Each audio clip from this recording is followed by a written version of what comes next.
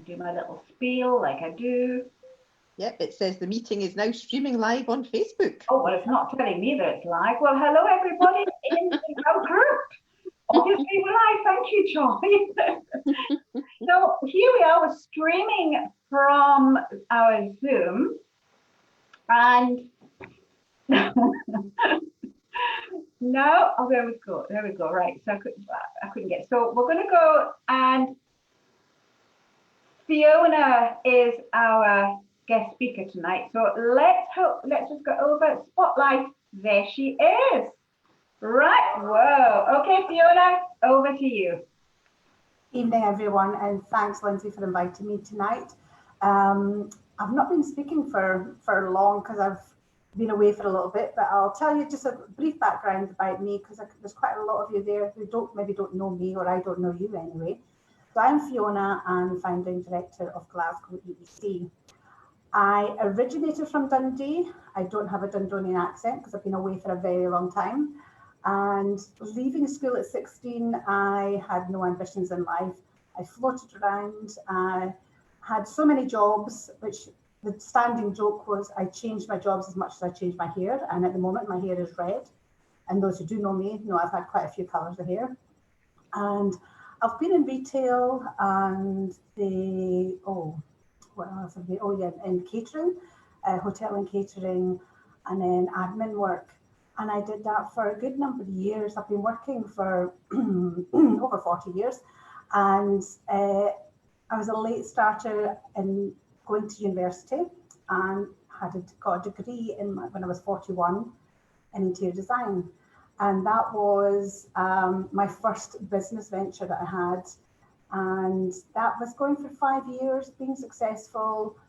And then the economy hit 2008 and that went under overnight pretty much.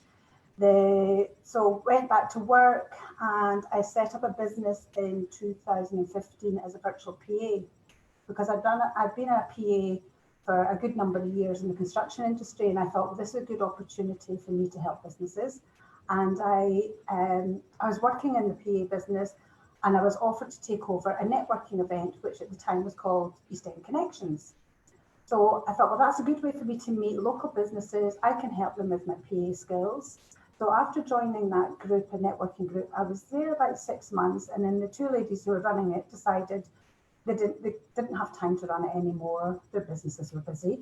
So they asked if I wanted to take over because they knew I had the same values as them and what I wanted to do.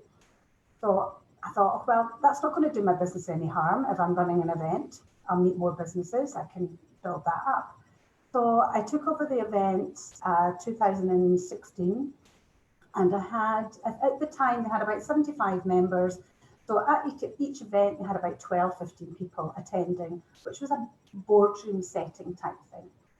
And I was thinking, well, this wasn't the way I wanted it to be. And I had said to the girls, I wanted to make it into something bigger, give the opportunity for a local business, because at the time we were trying to help East End businesses. And I probably didn't say I'm actually living in Glasgow now. I've been in Edinburgh, London, back to Edinburgh, and I'm now Glasgow. And I live in the East End of Glasgow. So I wanted to help businesses in the East End with my virtual PA business. And I thought, well, why don't we expand it and take it to somewhere that's bigger and we can get a bigger audience coming along. So I looked around for quite a while, and the Drygate Brewery, I don't know if many of you know the Drygate Brewery, they offered me to use their space free of charge, because I said what I wanted it to be was a bit of a social enterprise to help local businesses. So they were kindly enough, gave me the venue free of charge, which was fantastic. And that held up to, I think it holds up to over 100 people in the beer hall upstairs. And it was quite quirky, quite different, having a morning networking event in a brewery. Sometimes the smell was a bit off-putting, but it was good. It was a good place and a good venue for it. So over the first year of building the networking event, I think we started off, there was probably about 20, 25 people coming. And then over the year it built up. And I think the most people we had at one event was about 85. Wow. And I have to say, it was too big. It was too much, because it's hard to meet so many people in one small space. Well, it wasn't a small space, it was a big space actually. But ironically, the day we had the most people there, they double booked us and we ended up in the smallest space. So we were like sardines. So it was very interesting that day. And I couldn't believe that was the day we had the biggest number and we were in the smallest room. So people trying to do their talk were having to stand on tables and it was just a bit of a nightmare, but it was fun. But I didn't like it being so big. I preferred it. We did manage to sort of go down to an average about 45, 50 each event, which was great. But over that 1 year period, I had over 1,000 businesses, different businesses attending from each like for a monthly event sort of thing. So from that, while I was doing this, within about 6 months of me running the networking event, it made me realise I wasn't enjoying my job as a PA or a VA, as I was supposed to be, because I'm not tech savvy. I'm old school, PA, organiser. I am an organiser and I love people and I love getting things together. But when it comes to technology, I'm a wee bit a technophobe. So trying to do business for small businesses using technology was quite difficult for me. So I realised, this is a younger person's game or a person who actually knows technology. So thinking about it for a long time, and what my mentor at the time said, look, Fiona, you're a people person. I think you could do much better going with your networking event as opposed to doing the VA. Cut out the business and go and run with this, and you can make this into a business. So that's what I did. And towards the end of 2000, and that was 2017, I decided to make that into my business. So East End Connections became my business. And in 2018, I wanted it to be a social enterprise. So and the whole point was to help local businesses. I wanted to help as many charities and local businesses within the East End of Glasgow.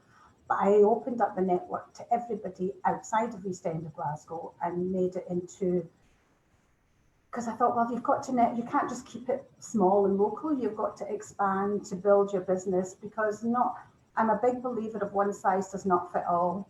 There's a lot of these networking events that are very referral orientated, where they keep it all within that one group.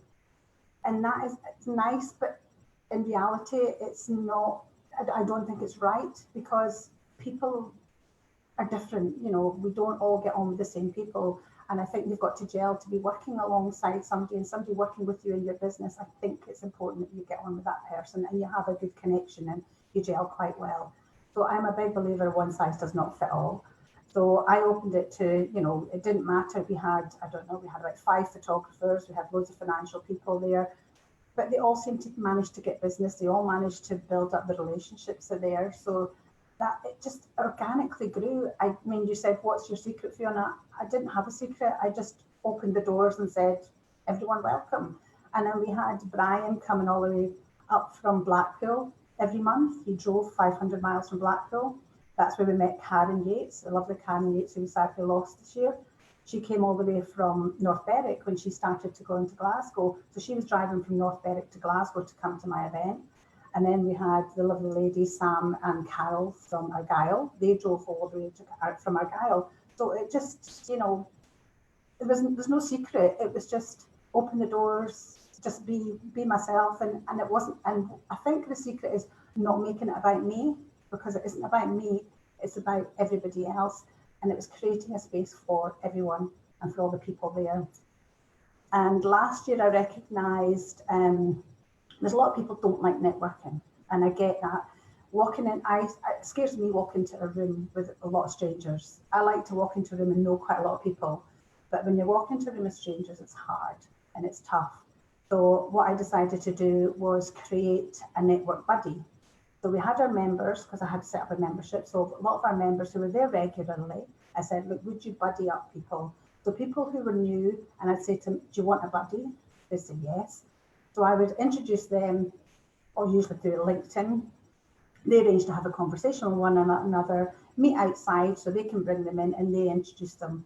Because Lindsay, when you're hosting, it's hard. You're juggling balls, you're throwing up plates, you're doing everything when you're trying to make it look like it's running smoothly, and usually underneath you're flapping like I don't know what in there. So it's okay, so it was just, they were there to help me. And I think that's what it is. It's about, I'm not good at asking for help.